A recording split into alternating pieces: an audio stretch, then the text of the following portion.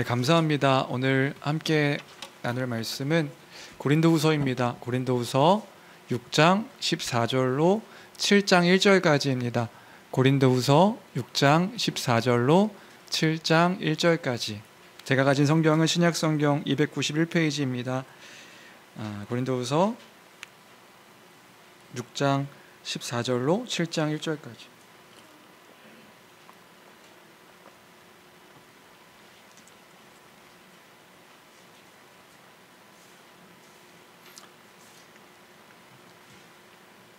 네, 다 찾으신 줄 알고 우리 한 목소리로 함께 읽도록 하겠습니다. 함께 읽습니다. 시작. 너희는 믿지 않는 자와 멍에를 함께 매지 말라. 의와 불법이 어찌 함께하며 빛과 어둠이 어찌 사귀며 그리스도와 벨리알이 어찌 조화되며 믿는 자와 믿지 않는 자가 어찌 상관하며 하나님의 성전과 우상이 어찌 일치가 되리요. 우리는 살아계신 하나님의 성전이라.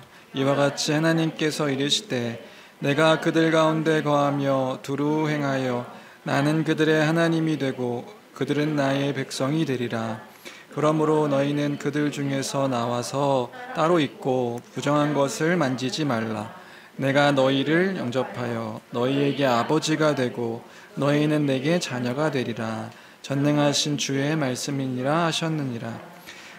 그런즉 사랑하는 자들아, 이 약속을 가진 우리는 하나님을 두려워하는 가운데서 거룩함을 온전히 이루어 육과 영의 온갖 더러운 것에서 자신을 깨끗하게 하자.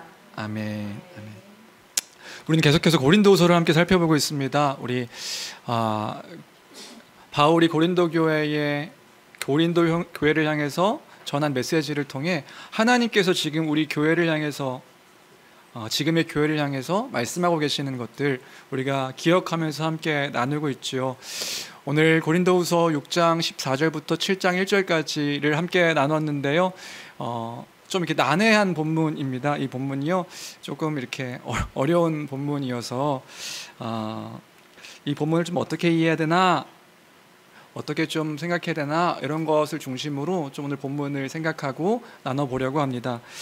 그래서 오늘 본문을 먼저 이야기에 앞서서 사실 오늘 본문을 이해하려면 지난주 내용을 좀 기억해야 돼서 지난주 본문을 좀 정리하고 기억하고 넘어가면 좋겠는데요. 지난주 설교 혹시 기억하시나요? 크게 세 가지를 들어서 이야기했죠. 첫 번째는 하나님의 은혜를 헛되이 받지 말자, 이런 명령을 함께 살펴봤습니다. 하나님의 은혜를 헛되이 받지 말자. 헛되이란 단어가 무슨 의미였냐면 무의미하게, 무익하게, 의미 없이, 이런 의미였죠.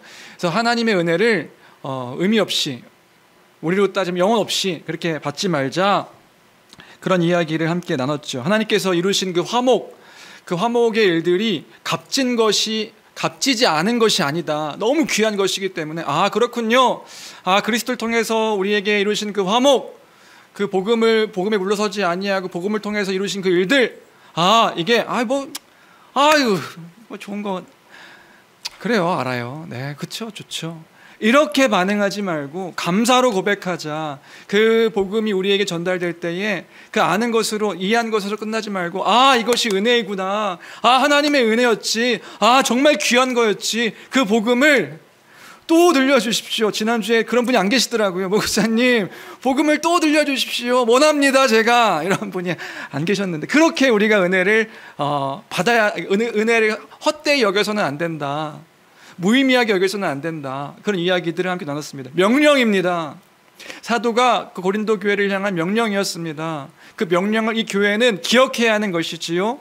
왜요? 무뎌질 수 있거든요. 여러분 잘 기억하세요. 우리의 신앙이요, 무뎌질 수 있다고요. 우리가요, 그 복음을 듣고 떠듣는 가운데 이제는 또 그럴 수 있다고요. 근데 그 복음은요, 그렇게 값없이 들어서 값없이 받아야 되는 것이 아니다. 예수 그리스도를 통해서 이루신 일들은 귀하고 또 귀한 것이다. 네, 그 무뎌짐을 조심하십시오. 은혜를 구하십시오. 은혜를 구하고 또 구하십시오. 하나님, 당신의 은혜가 아니면 살 수 없습니다. 만약에 우리가 그 은혜가 헛되어지다 여겨지면 그 은혜를 구하십시오. 그래서 은혜를 헛되이 받지 말자, 이런 이야기를 지난주에 함께 나눴습니다. 두 번째는 뭐였죠? 두 번째는 그 바울이 받은 환난 가운데서 어떻게 그 믿음의 결과들을 시켜냈는지를 함께 살펴보면서 우리도 순결한 삶으로 우리의 순결한 삶으로 그 믿음의 고백을 드러내자, 나타내자 이런 이야기들을 함께 나눴죠. 기억하시나요? 네. 안 나시는 것 같지만 네, 기억하시죠? 사도는 복음을 전하면서 또 복음을 따라 살아가면서 수많은 어려움들이 있었습니다. 그 어려움과 어려움 상황, 그 환난, 그 사람들과의 관계 속에서 어떠한 삶을 살아냈는지 그 이야기들을 함께 나눴지요. 우리 역시 신자의 삶을 통하여서 그러한 삶으로 나타내고 드러내야 된다. 그래서 우리가 사실은 그 설교 말씀, 성경 말씀, 우리 지난주에 함께 나눴던 고린도후서 6장에 그 4절부터 10절까지인데 이걸 다 읽으면 좋겠는데 우리 어린 친구들이 이걸 읽는 것이 이제 익숙치 않을 수 있어서 우리가 지난주에 했던 찬양 같이 고백하고, 그래서 제가 카톡 올린 거 보셨죠? 한번 듣고 오시라고. 성도의 노래, 그러한 삶을 살았다, 그것이 또한 우리의 삶이다, 이런 이야기들을 함께 나눴었는데요. 이 찬양 이 설교 시간에 한번 같이 또 고백하고 싶습니다. 말씀을 읽는 대신에 우리 아이들, 그래서 저희 아이들도 한두 번씩 들려주고 왔거든요. 이 찬양으로 그 말씀 읽는 것을 대신하도록 하겠습니다. 우리 고백할까요? 찬양할까요? 이것이 우리의 삶이다, 성도의 삶이다. 우리 믿음으로 크게 함께 고백했으면 좋겠습니다.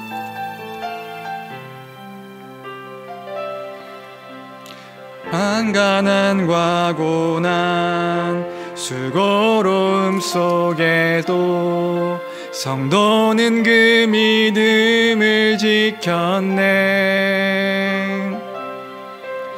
주를 섬기는 일에 자신을 다 드리며 진리의 말씀과 성령으로 그 길을 걸었네. 우리 한 번 더 고백할까요? 환난 가난과 고난, 환난 가난과 고난, 수고로움 속에도 성도는 그 믿음을 지켰네.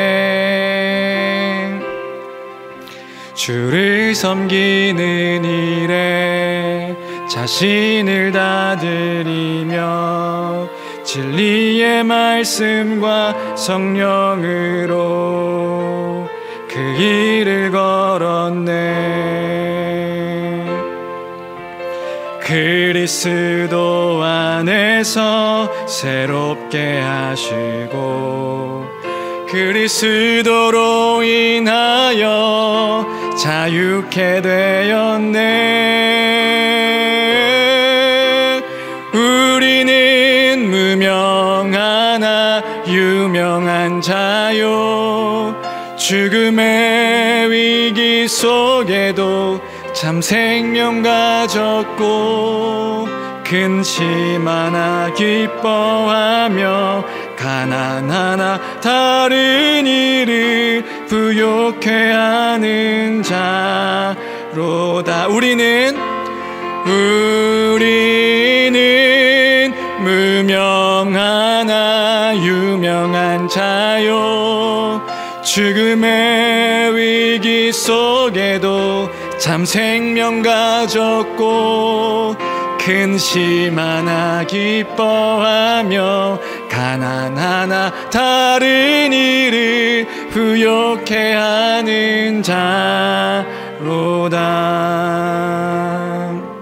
이것이 사도 바울의 고백이었고 이것이 성도인 우리의 고백인 것입니다. 왜 우리가 이렇게 살아야 할까요? 왜 우리가 이게 순결한 삶으로 우리의 삶을, 믿음의 고백을 드러내고 나타내야 될까요? 사도 바울의 고백은 그거였죠. 직분이 비방받지 않기 위해서, 내가 내 직분이 비방받지 않기 위해서 이렇게 살았노라. 직분이 비방받지 않는 게 뭐가 중요한데요? 직분이 비방받으면, 비방받는다는 것은 복음이 비방받는다는 것을 의미하는 것이고, 복음이 비방받는다는 것은, 나의 삶을 통하여서 복음이 비방받는다는 것은 결국에는 우리가 사랑하는 그 주님이 조롱당하고 비방당하는 것이기 때문에, 그렇기 때문에 내가 그것이 내 직분이 비방받지 않기 위해서 내가 순결하게 살았노라. 그 믿음의 고백을 하고 있는 것이었습니다. 우리의 삶 또한 그러한 삶의 모습이란 말이지요. 성도의 삶도 그러한 삶이다. 순결한 삶으로 우리의 믿음의 그 고백들을 드러내고 나타내야 된다. 이런 이야기를 지난주에 함께 나눴습니다. 그리스도인들은 그런 사람들이라고요. 막 살아가는 사람들이 아니라 그리스도인은 그 주님의 이름 때문에 더 순결함으로 그 말씀과 진리 가운데 거하며 살아가는 사람들이 우리다. 우리가 이렇게 살아가야 한다. 이것을 지난주에 함께 나눴습니다. 그 세 번째로는 뭐 얘기했지요? 세 번째로는 서로가 그렇게 복음으로 살아가는 사람들임을 믿음으로 서로 마음을 넓혀라. 이해력을 넓혀라.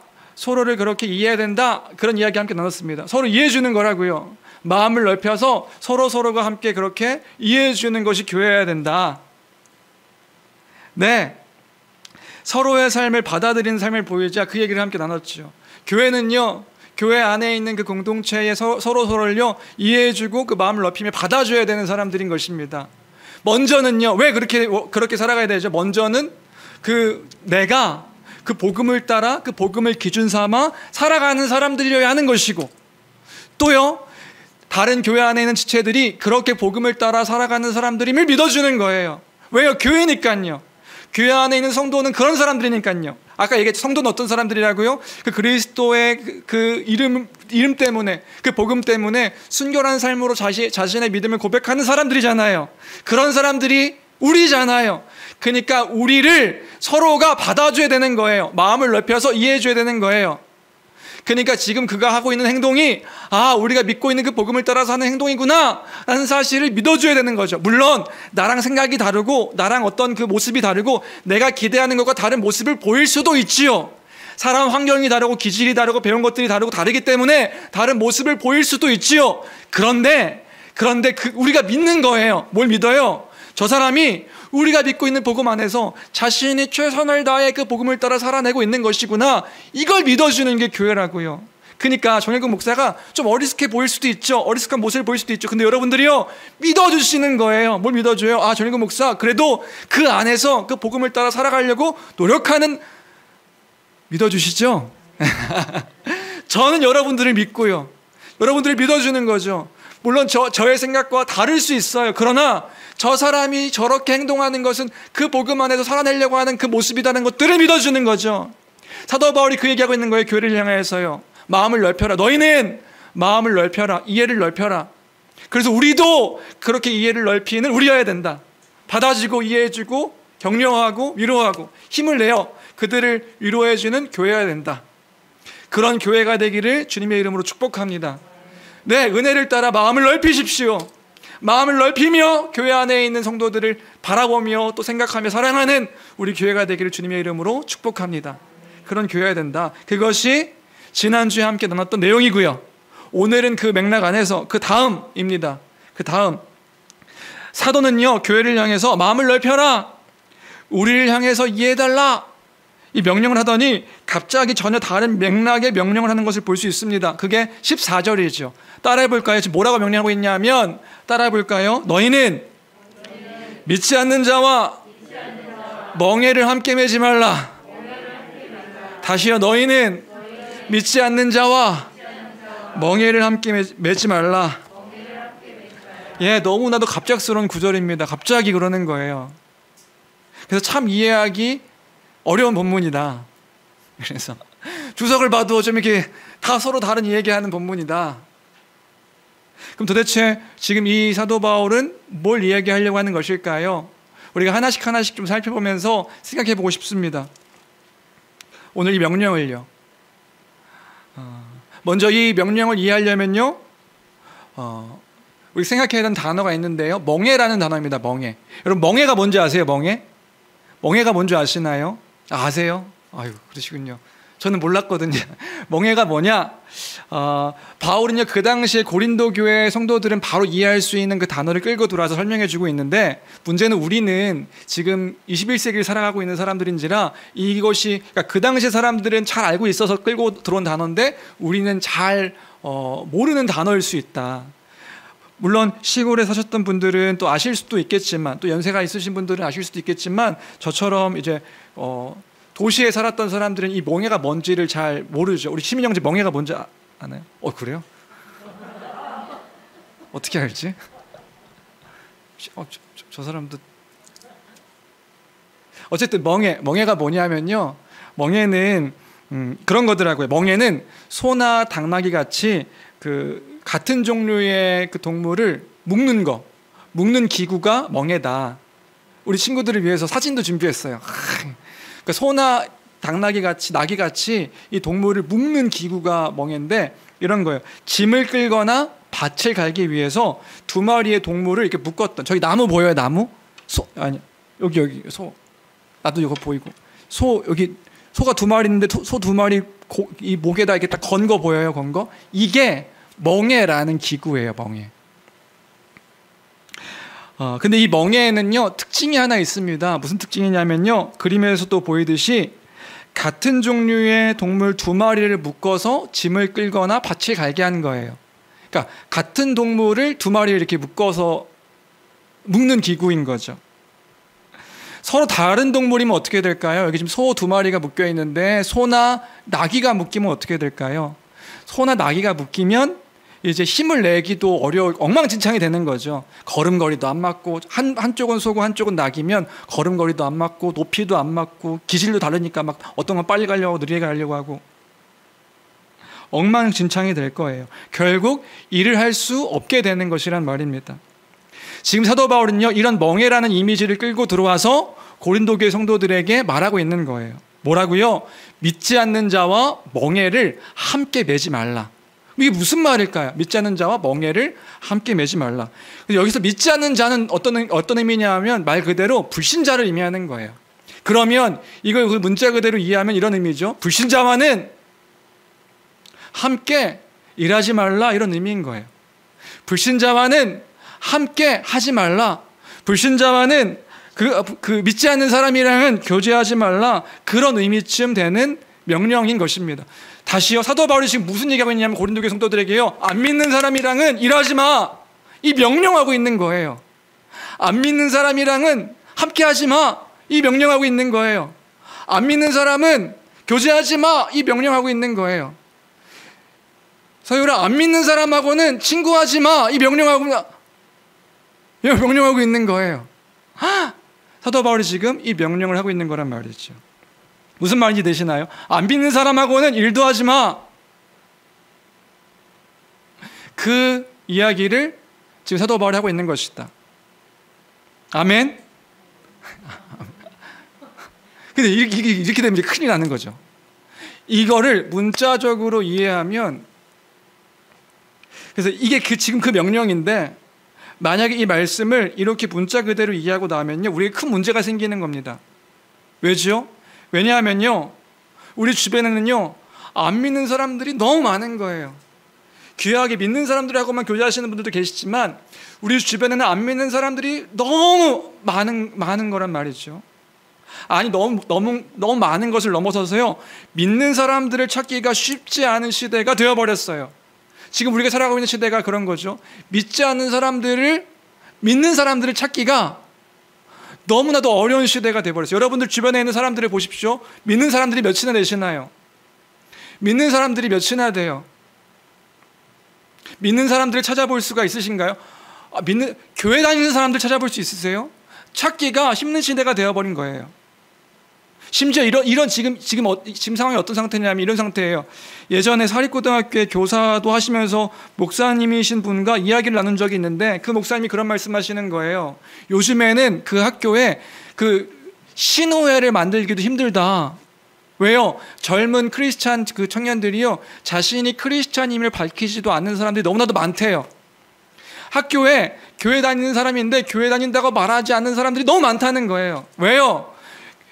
그 기도 모임, 무슨 예배 모임 나오라고 하니까 그 귀찮으니까 그 젊은 청년들이요, 자기가 교회를 다님에도 불구하고 교회는 주일날만 가는 것이고, 이 평일날에는 내가 신앙인이라는 것들을 드러내고 밝히지 않으려고 하는 사람들이 너무 많다는 거죠. 그래서 신호회가 조직이 안 된다는 거예요. 지금 그런 시대라고요. 젊은 친구들이 헌신도, 주를 위해서 봉사도 그렇게 하려고 하지 않는 시대가 지금 우리가 살아가고 있는 시대.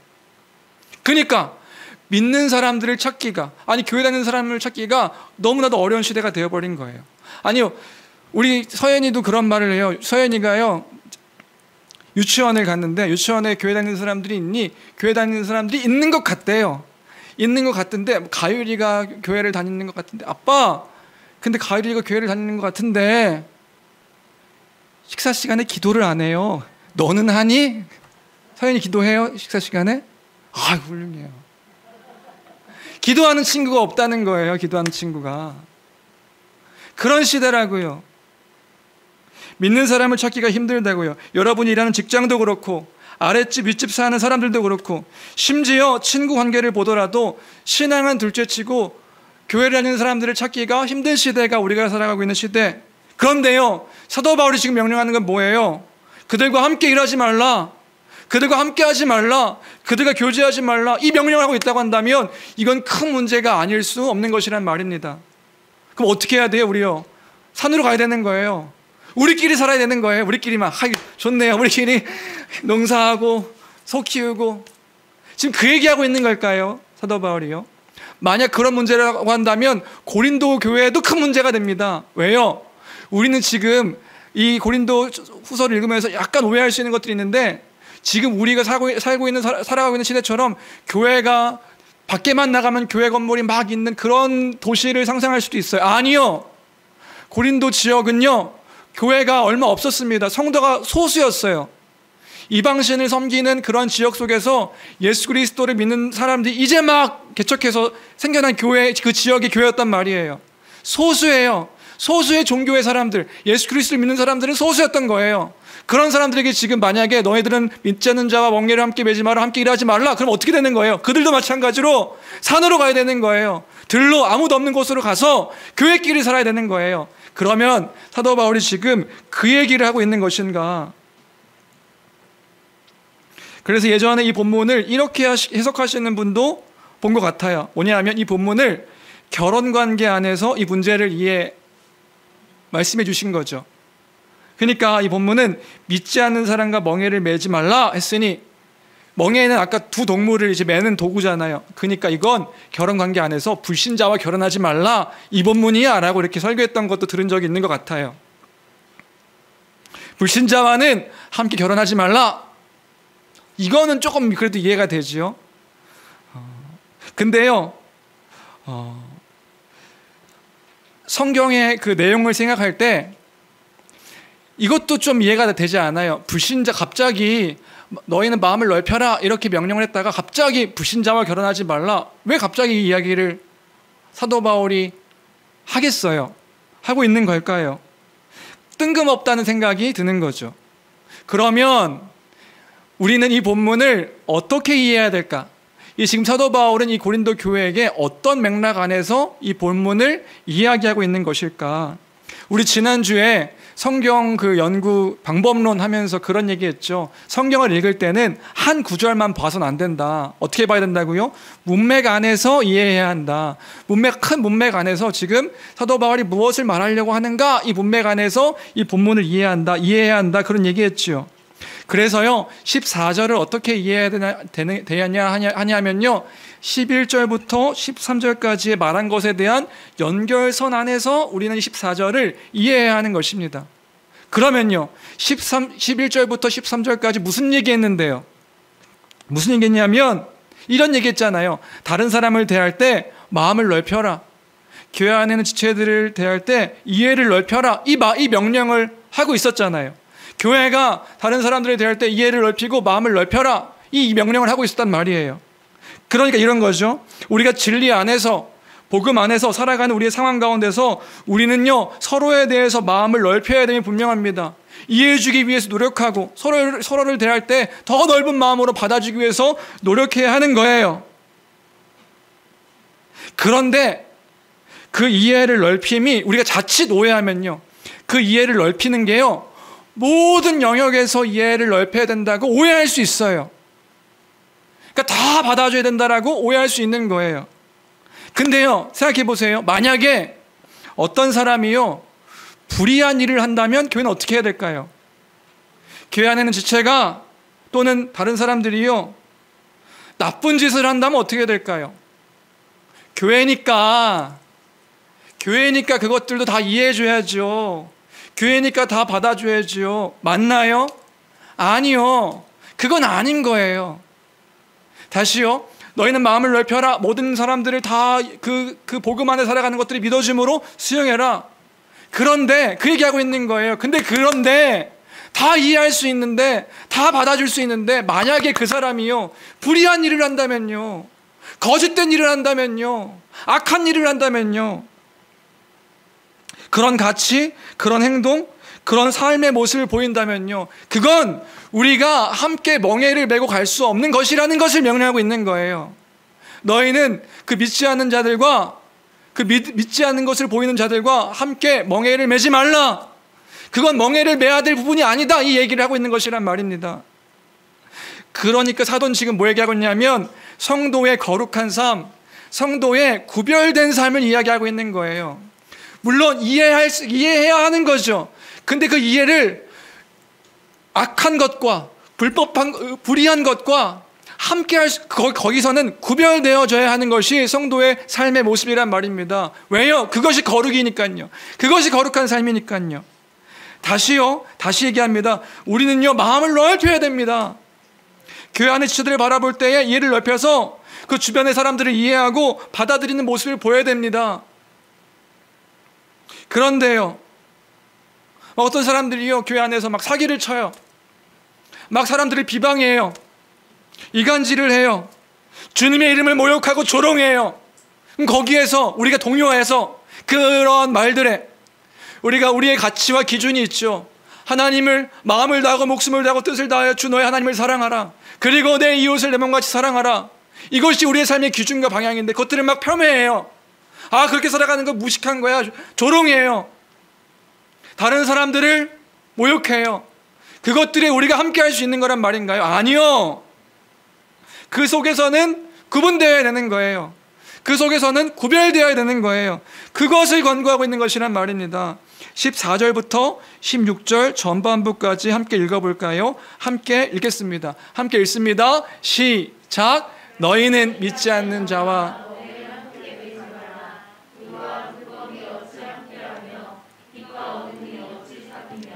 그리스도와 베리알이 어찌 조화되며 믿는 자와 믿지 않는 자가 어찌 상관하며 하나님의 성전과 우상이 어찌 일치가 되리요.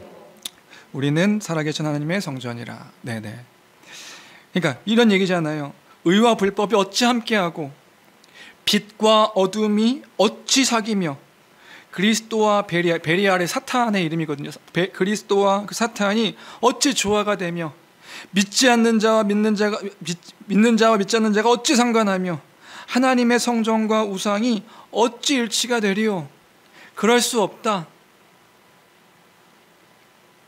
특별히 여기서 믿지 않는 자는 누군가 주석들마다 너무 다양하게 이야기하고 있어서 사실 이번 주 이거 설교 못하겠다 생각이 들었어요. 이거 주석이 너무 어려운데 이거 뭐 도대체 어떤 것이 맞는 것인가. 여기 믿지 않는 자는 어떤 주석을 보니까 그 거짓 교사들, 그러니까 다른 것들, 그러니까 옛 언약의 영광과 그 율법을 가르쳤던 거짓 교사들과 그것을 따랐던 사람들을 강하게 비판하는 어조로 믿지 않는 자들이라고 얘기하는 것이다 라고 말하는 주석도 있었고, 또 다른 신학자들은 이 믿지 않는 자가 그 당시에 고린도 교회에 그 편만했던 이방신을 믿는 그 사람들, 그 당시에 그 고린도 지역은요, 이방 신전이 그 모든 삶의 문화들을 다 영역을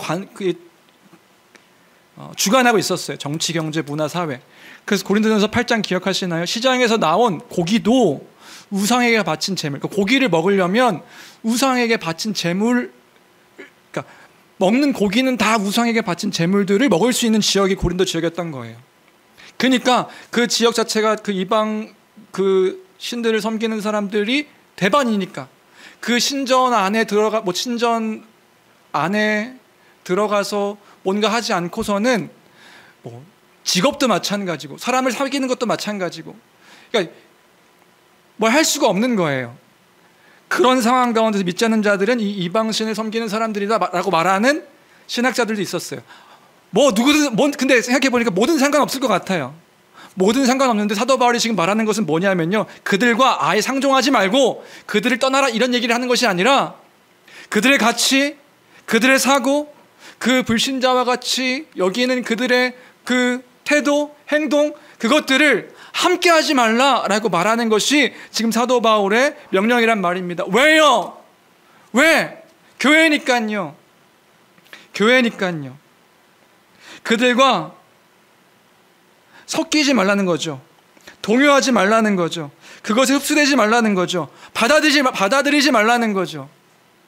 왜요? 우리는, 그래서 그 외가 16절 후반절부터 18절까지의 내용입니다. 우리가 하나님의 성전이니까. 성전이 뭐죠? 하나님이 거하시는 집. 우리가 하나님이 우리와 함께 하시니까 어찌 우리가 믿지 않는 그 사상과 가치와 그 기준을 따라 살아갈 수 있겠는가? 우리는 하나님의 백성이다. 16절에 우리가 하나님의 백성이다 얘기하는 거예요. 우리 18절에 우리는 하나님의 자녀다. 이것이 우리의 정체성이다. 이것이 우리다. 하나님이 우리와 함께 하신다. 우리는 하나님의 백성이기 때문에 하나님의 그 말씀 가운데 기준을 따라 살아가는 사람들이다. 우리를 하나님의 자녀 삼아 주신 우리는 하나님의 자녀다. 그러니 우리는 그 믿지 않는 자들과 그 기준을 따라 함께 멍에를 메고 함께 할 수 없는 것이다. 다 이해할 수 있지만 불의와 불법에 관하여서는 우리가 함께 그 방향으로 나갈 수 없는 것이다. 부정한 것을 만지지 말라. 그 정체성이 흔들리면 안 되는 거죠. 그래서 결론은 뭐냐? 결론이 7장 1절 말씀인 거예요. 고린도후서 7장 1절입니다. 7장 1절 함께 읽겠습니다. 시작. 그런즉 하나님을 두려워하는 가운데서 거룩함을 이루어 육과 영의 온갖 더러운 것에서 자신을 깨끗하게 하자. 그런즉 사랑하는 자들아, 이 약속을 가진 우리는, 이 약속이 뭐예요? 하나님의 성전인, 하나님의 백성인, 하나님의 자녀인 이 약속이요. 우리가 그런 자라는 것, 그 약속을 가진 우리는 하나님을 두려워하는 가운데서, 세상은 하나님을 두려워하지 않는데 우리는 하나님을 두려워하는 거예요. 막 공포스러워서 무서워하는 게 아니라 경외하는 거죠. 경외하는 우리는 그 경외함 가운데서 거룩이 뭐죠?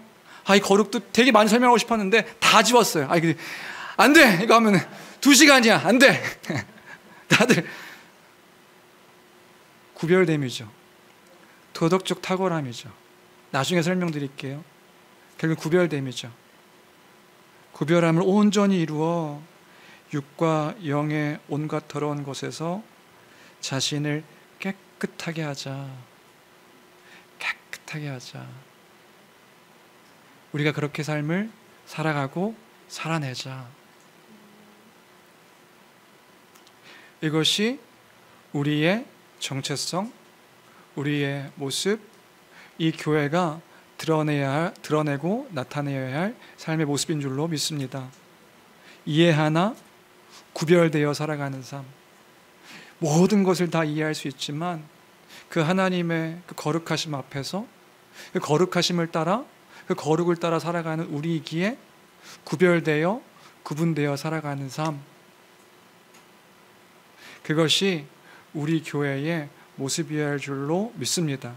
적용을 하고 싶은데요, 이 적용은 각자 여러분들의 삶과 상황과 환경 속에서 다 다를 것 같아서, 먼저 교회는 이 구별됨을, 이 교회됨과 우리의 거룩함을 지키기 위해서 그 불법과 불의와 악함 가운데 이것들을 용납하고 받아들이고, 하나만 예를 들게요. 예를 들어서 이런 거죠. 예전에 교회 안에서 있었던 일인데 그런 거예요. 그러니까 여러분들 각자의 삶 가운데서 적용하셨으면 좋겠고요. 이 말씀 준비하다가 그냥 하나가 생각나서, 예전에 어떤 교회 안에서 그런 일이, 저와 이렇게 목사와 관련된 일이어가지고, 만약에 교회 안에 어떤 성도가 목사를 비방하는 거예요. 목사를 비방하고 목사에 대해서 막 안 좋은 이야기들을 한다. 그러면 여러분들은 어떤 반응을 보이셔야 될까요? 어떤 반응을 보이시는 것이 우리의 바른 태도일까요? 목사님은 참 이것도 문제고 저것도 문제고 이거. 그러면 우리는 그러한 어떤 그분의 모습 가운데서 어떤 태도를 보이는 게 바른 태도일까요? 1번, 이해하고 용납하는 거죠. 그렇게 목사님이 아주 이상해. 내가 그렇게 생각하진 않는데 그 사람이 그렇게 얘기해 주니까 그래도 그 사람이 그 마음을 풀어야 되니까 내가 이해하고 용납해 주는 거죠. 2번째, 그 사람에 대해서 그것을 잘못된 것들을 알려주고 잘못된 것을 꾸짖는 데가 아니라 그 권면하고 그러면 안 되는 거야.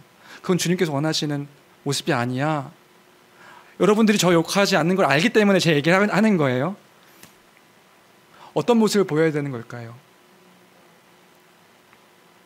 근데 이 교회가요, 두 부류로 나눠진 거예요.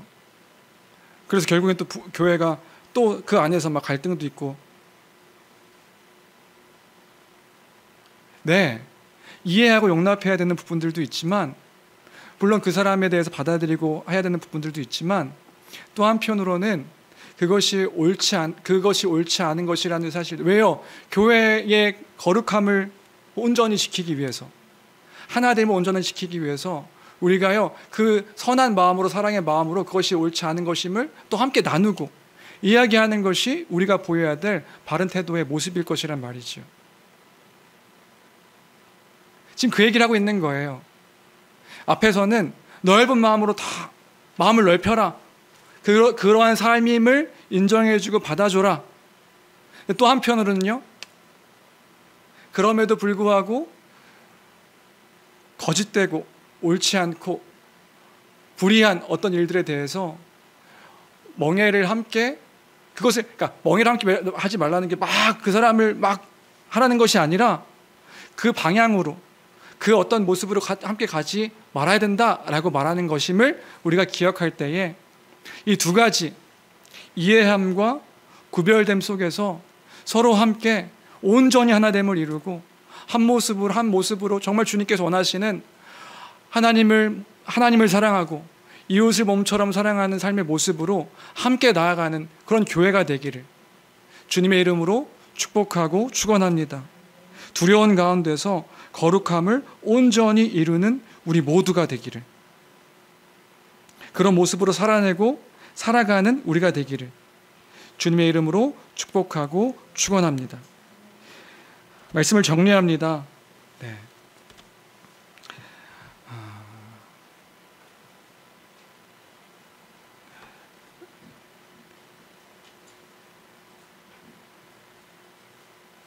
교회가 그렇게 함께 살아가는 공동체인 거예요. 교회가 함께 그것들을 지켜나가는 공동체인 거예요. 그래서 세상 밖으로 나가서 우리끼리 살아가는 것이 아니라 교회 가운데서 그 구별됨을 지켜가며 구분됨을 지켜가며 살아가는 우리의 모습이어야 한다는 것이지요. 그래서 우리 7장 1절 말씀 마지막으로 같이 읽을까요? 결론적으로 이 얘기를 하고 있는 것입니다. 7장 1절 결론입니다. 사도 바울을 통하여서 교회에게 말하고 있는 7장 1절 말씀 같이 읽겠습니다. 시작. 그런즉 사랑하는 자들아, 이 약속을 가진 우리는 하나님을 두려워하는 가운데서 거룩함을 온전히 이루어 육과 영의 온갖 더러운 것에서 자신을 깨끗하게 하자. 육과 영의 온갖 더러운 것에서 자신을 깨끗하게 지켜나가는 우리 모두가 되기를 주님의 이름으로 축원합니다. 우리 마지막으로 세상의 유혹 시험이 함께 찬양하며 하나님의 도우심과 인도하심을 함께 고백하는 그런 시간 되기를 원합니다.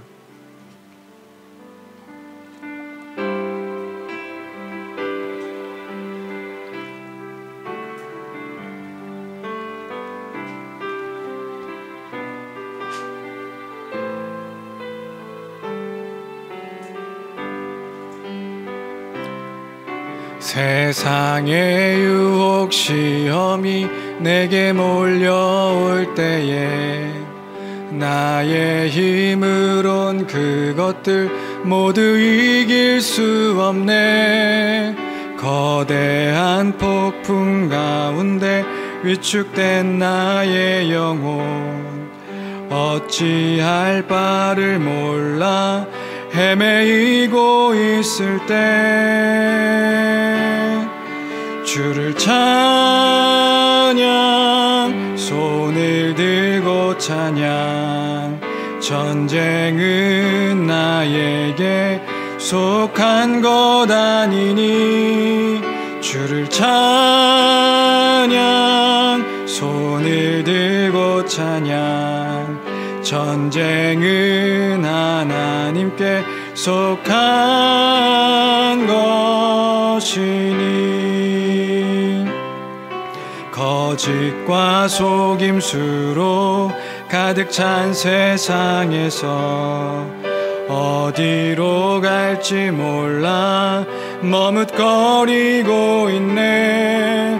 공중의 권세 잡은 자 지금도 우리들을 실패와 절망으로 넘어뜨리려 하네. 주를 찬양, 손을 들고 찬양. 전쟁은 나에게 속한 것 아니니 주를 찬양, 손을 들고 찬양. 전쟁은 하나님께 속한 것이니 주위를 둘러보면 아무도 없는 듯 믿음의 눈을 들면 보이는 분 계시네. 지금도 내 안에서 역사하고 계시는 사망과 어둠의 권세 물리치신 예수님. 주를 찬양, 손을 들고 찬양. 전쟁은 나에게 속한 것 아니니 주를 찬양, 손을 들고 찬양. 전쟁은 하나님께 속한 것이니. 마지막으로 주를 찬양, 주를 찬양, 손을 들고 찬양. 전쟁은 나에게 속한 것 아니니 주를 찬양, 손을 들고 찬양. 전쟁은 하나님께 속한 것이니. 이 시간 기도하겠습니다. 기도할 때에 하나님, 우리가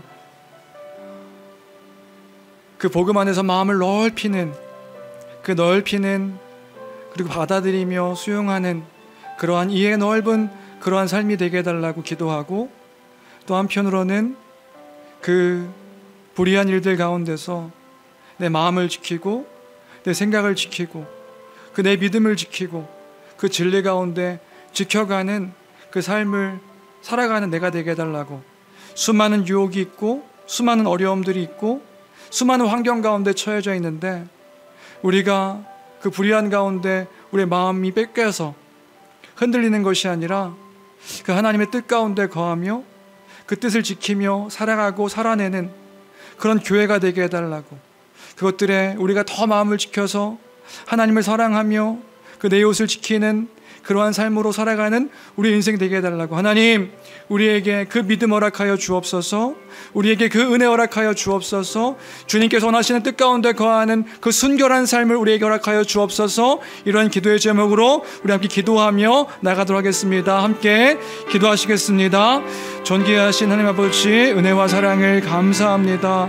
주님, 날마다의 삶 가운데서 하나님의 은혜를, 하나님의 뜻을, 하나님의 마음을 구하며 그 가운데 살아가는 우리 삶이 되게 허락하여 주시옵소서. 하나님, 우리가 우리가 더 큰 이해로 하나님께서 원하시는 그 구원의 복음 가운데 살아가는 우리 삶이 되어지기를 간절히 빌고 원하옵나이다. 그러나 주님, 그 모든 것들을 이해해야 하지만, 모든 것들을 받아야 되지만, 아버지 그 가운데 거하며 살아가야 되지만, 주님께서 원하시는 그 뜻 가운데 살아가는 우리 인생 되어지기를 간절히 소망합니다. 세상 가운데서, 믿지 않는 자들과의 삶 가운데서 그 마음에 내 마음이 빼앗겨서 흔들려서 주님 그 마음이 무너지는 것이 아니라 주님 원하시는 그 뜻 가운데 그 불의한 일들과 멍해를 함께 매지 아니하며 아버지 교회 가운데서, 세상 가운데서, 수많은 관계 가운데서, 수많은 일들 가운데서 주님을 선택하며 살아가는 우리의 삶이 될 수 있도록 주여 도와 주시옵소서. 그 은혜 가운데 거하는 수많은 사람들이 그 믿음을 따라 살아갈 때에 조롱과 아버지 비방과 박해가 있다 할지라도 그 가운데서 내 마음이 흔들리며 그 가운데 그 멍해를 함께하는 것이 아니라, 나아가는 것이 아니라 그 가운데 결단하여, 그것이 주의 뜻이 아님을 결단하여 우리가 거룩한 하나님의 성전임을 기억하고, 하나님의 백성임을 기억하고, 하나님의 자녀임을 기억하여 우리가 어떠한 자인지를 기억하여 살아가고 살아낼 수 있는 이 땅 가운데 주의 영광을 위해 살아가는 우리의 삶이 되어질 수 있도록 주여 축복하여 주옵소서. 주여 은혜 베풀어 주시옵소서. 주여 함께하여 주시옵소서. 주님을 선택하는 우리의 삶이 될 수 있도록 주여 도와 주옵소서. 주님 우리의 기준 되십니다. 주님 우리와 함께 하십니다. 주님 바라보는 인생 되게 도와 주시옵소서.